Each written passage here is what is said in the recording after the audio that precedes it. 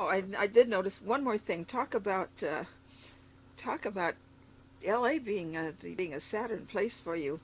As we noted before, your natal Saturn was on your east point there. Your progressed Saturn is on your ascendant there.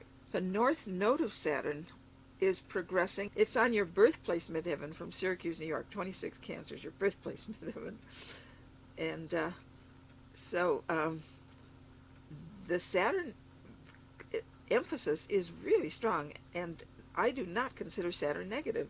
Saturn is the rules of the game, and if you play by the rules, it's success, immense success, high success in the world, moving to a position where you influence many people through productive work, through being conscientious and responsible and thorough and organized and handling time and details and all those Puritan virtues.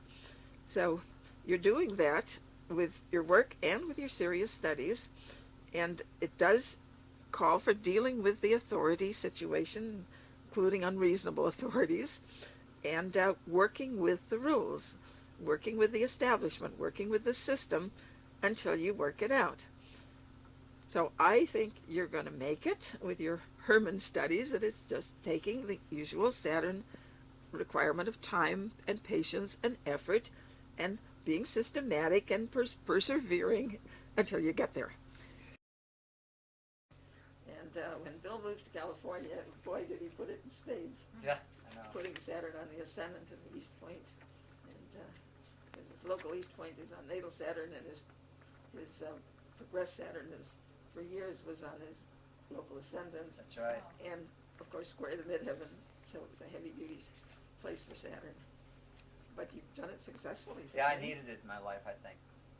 I think I had such a strong Neptunian basic nature that I needed to ground it. So that's what I did. I came out here. Right. I didn't want to be a flaky person. Right. not too flaky. Yeah. Keep the balance. Yep.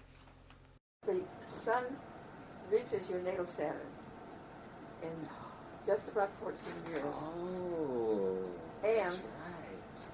And your midheaven progresses into the new sign, into Libra, in 13 years. Oh. And that suggests out of Virgo, midheaven in Virgo, into Libra, time for your music and other people and other things. So 13 to 14 years is one possibility. Right. It doesn't mean it has to be that. But that is, it looks to me when there's 2 or 3 different things that tick that time out. Why would you say the sun on the Saturn might indicate that? Because that's clearly a potential change of career with Saturn. Oh, change of career. I think you're right. It's, yeah, and then the local midheaven, remember, if we add 13 to that, right. we've got it up to 21 on the local antivertex and sextiling the natal ascendant. Mm-hmm. And there was something else. Yeah, that's right. It's going to, well, we'll be 20 Leo. Yeah, across the angle. Yeah, I'll cross into the 12th house. Mm-hmm. The ascendant is slow in Sagittarius. And I think it probably isn't going to be much past about 10 Sagittarius. Right. And that would be quincunx your sun. Mm-hmm. And that would again suggest move in a new direction and more freedom to be creative, to do what you want to do. How old were you when you retired? I'm never retired. Well, I mean, I know I'm you not did. retired. I never will retire. I mean, I almost never worked at a regular job. oh, you never did. Okay. Yeah. Yeah. My regular jobs were like 2 months Okay. in an orphanage on the Indian reservation, and I've always been an entrepreneur. Were you able to get Social Security? Oh yeah, because I paid into Social Security. Oh, you still paid into it? Yeah, sure. Oh. Yeah, I made regular quarterly payments into Social Security until I was 65. Well, no, even after that, if I made enough, I even still paid in a little. Oh, okay. Yeah, but I never worked for someone else for any extended period. Right. Short periods when I was in college, and here and there, but I was always an entrepreneur. The local ascendant that's coming to progress Saturn. Right. Yeah, that's just a couple years away, and but right now the antivertex is already there. Yeah. Which is equivalent to an ascendant. Right. So that's already on progressed Saturn, then it's going to be natal Saturn, and then it'll be the local ascendant on progressed, and then on natal. So I said that several years, that the angle is there connected to Saturn, which is this feeling of I'm responsible and I've got to work and got to be productive and I've got to take care of things. If anything goes wrong, I'm guilty. Mm-hmm. And, so that's a part of your nature at the present time for several years. It doesn't necessarily have to do anything with health or anything like that. No, No. it might or might not have anything to do with health, but it's this sense of inner drive to be responsible, to be productive, to take care of things. Play parent, basically. You have to say, I'm not Atlas. I do my share. I do what I can do. Ask if this is my job, and if it is, then try to do it. And if it isn't your job, let Otherwise, it go. don't be serious about it. Don't Yeah, be too take serious. it more lightly. Yeah. Yep.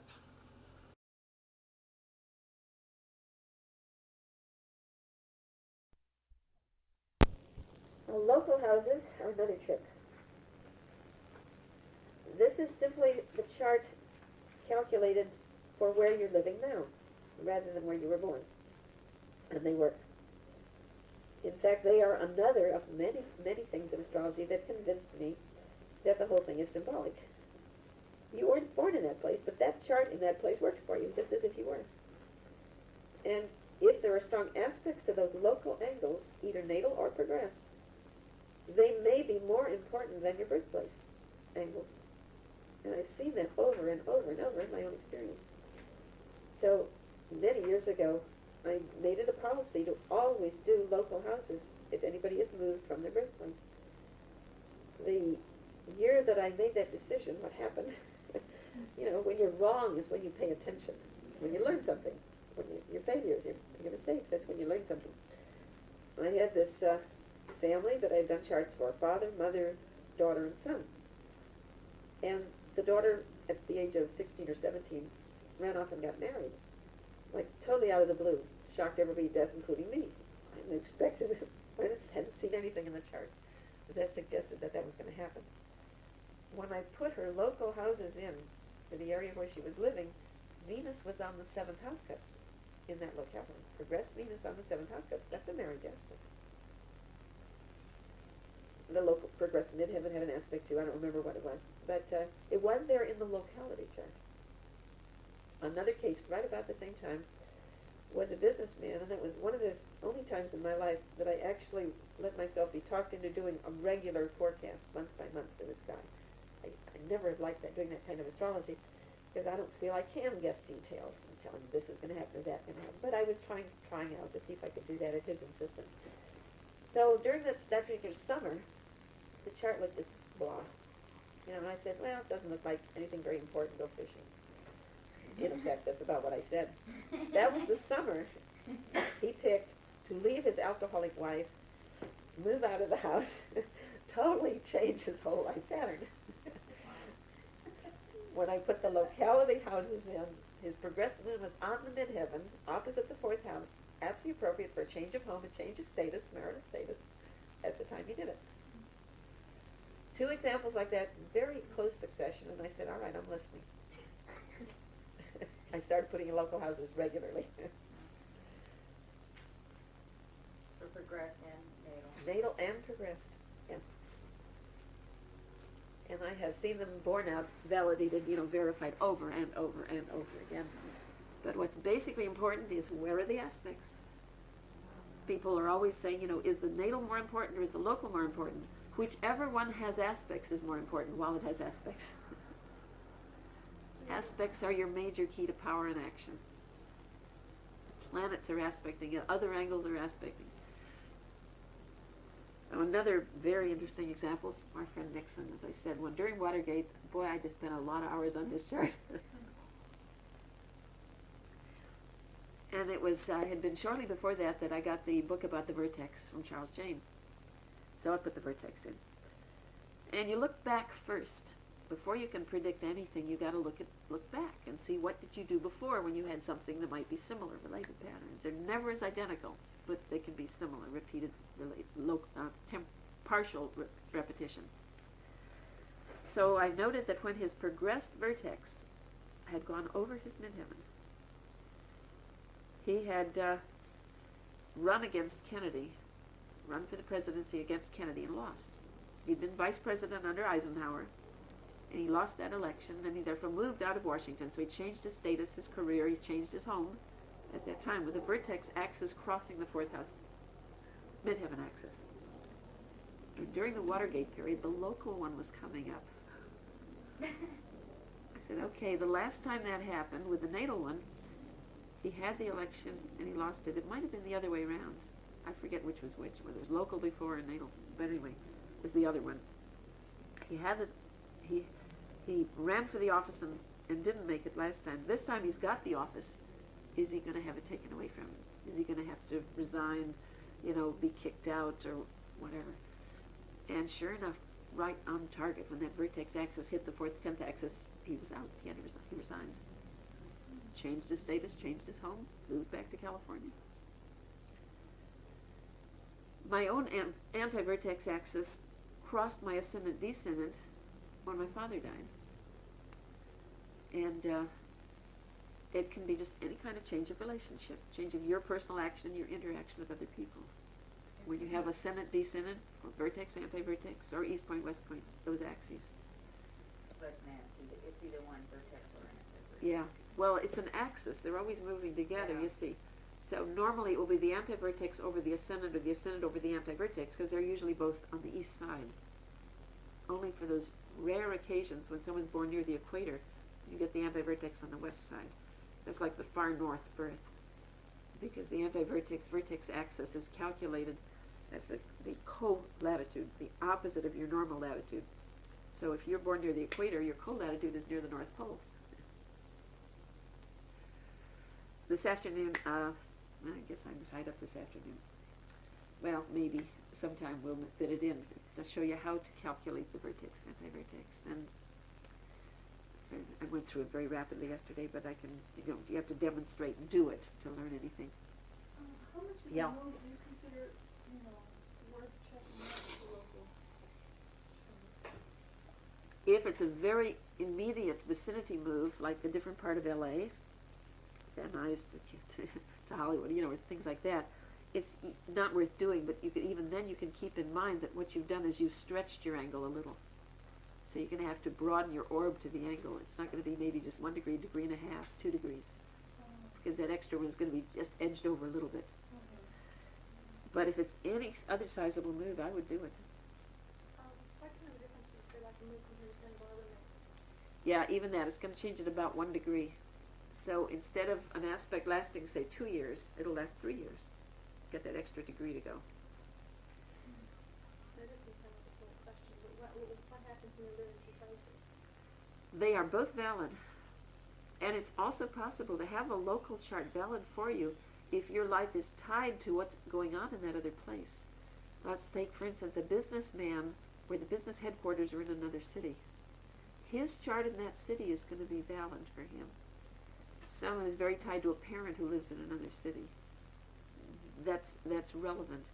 People who commute from Washington to wherever they live as congressmen, both charts are going to be working there for them. And people who travel a lot, while they're in any place, that chart is there for them while they're there, and when they leave, then it's gone. And obviously, you're not going to do charts when you're going around the world for every place you are. That's pretty impossible. But if you're in any place for any sizable length of time, or if your life is very connected to it, through job situation being dependent on that, and so on, it's worth looking at. It'll give you useful information. Now, interesting verifications over and over and over. You can there's just so many cases where I've seen this verified. One I remember as a woman that I did in the Middle West on one of my trips, and she was considering moving to California. She was about to retire, and she was debating between the Los Angeles area and Berkeley area up by San Francisco. And she said, is there either of these any better in terms of how the chart looks? Now, a lot of people are they're still kind of testing astrology. They act like astrology was psychic, and you should be able to get everything without being told anything. And she didn't give me any information other than, she was considering those two places. Well, I set both charts up for both areas. And in Los Angeles, she would have had a Uranus-Neptune opposition, which formed a T-square in her chart, right across the ascendant-descendant. Really right on those angles. And in Berkeley, it's about 4 degrees away from the angles. So I said, that's a pretty intense combination to put right on the angles. You'd be very psychic there, very sensitive there, but it might also mean you get more tension, more pressure, emotional pressure, and I really would recommend Berkeley of the two, because Berkeley looks comfortable, not stressed. Well, then she told me what the situation was. She had an invalid mother that she had cared for many, many years because she was long divorced and therefore didn't have any other responsibilities. She had several brothers and sisters living in the Los Angeles area, and she had finally gotten one of them to take the mother in, and they had rapidly tired of that job, and they wanted her to come back to the LA area when she retired and take on the mother again. Mm-hmm. Of course. In Berkeley, she had a grown daughter living who had a couple of grandchildren that she adored. And she had a good relationship with her daughter. She would have had a nice, pleasant, comfortable family connection in Berkeley. And in LA, she would have been saddled with very... She needed an astrologer to help me make that decision. You wouldn't think so. Yes. She didn't tell me any of that till after I did the chart. That might have been a question of a duty or something that she felt was different. The ultimate No, thing she here. consciously at least, she felt she had done her duty. She had cared for the mother for many years, and that it was the sisters and brothers' turns to do it. What they ended up doing was putting her in a nursing home, of course. So, anyway, there's just lots and lots and lots. Another interesting case I had years ago when I was first starting to look at locals. This child had a strange, mysterious illness, Midwest family, and they repeatedly, different doctors thought it was this, they thought it was that, they tried this, they tried that. Sometimes the remedies backfired and the child was allergic to what they did, it turned out not to be right. Just one hassle from the time of her birth. So when she was 7 years old, some doctor said, well, maybe Arizona would be a better climate, maybe that would help. And so they moved from the birthplace to Tucson, Arizona, where I was living. And the first doctor they went to in Tucson said, oh, this is the problem, knew the remedy, cleared it. And the natal chart had Neptune right on the midheaven. And every authority figure they went to in that area was totally confused and didn't understand and did the wrong thing. And in the new area, they got Neptune off the midheaven, and the problem was solved immediately. So those are just small illustrations. There's just hundreds and hundreds of those cases when you actually work with charts to show that there's a real meaning there. Now, I don't think the planets are doing anything. I think the whole thing is symbolic, but our character is symbolized there, and we might as well give ourselves a break of being where our character feels harmonious and feels comfortable and feels as ease of integration. But when people do move to an area where they put themselves under pressure, under challenge, obviously they're there to learn something. What I don't think you can do is solve your problems just by moving. That is, move as a cop-out on personal responsibility. Just moving to a place to get a break from astrology is not going to work. On location charts, you do your birth chart there and your progress chart there, both. Sure. Just as if you'd been born there. Greenwich time constant. Planets are the same, only the houses change. And depending on which system you use for calculations, if you use the system where you get the Greenwich time, the sidereal time in Greenwich, then all you have to do to get any place in the world from that is subtract or add the longitude difference, time difference, and you get the new coordinates. Lots of times I've seen the local angles very important in chart comparison. I know one funny case up in Oregon, one of my tours a few years back. This guy was in an all-day workshop, and he was a serious, pretty much a professional astrologer. he had this relationship going that he really wanted to make a permanent relationship, and the girl was kind of not sure, but he was really pitching for it.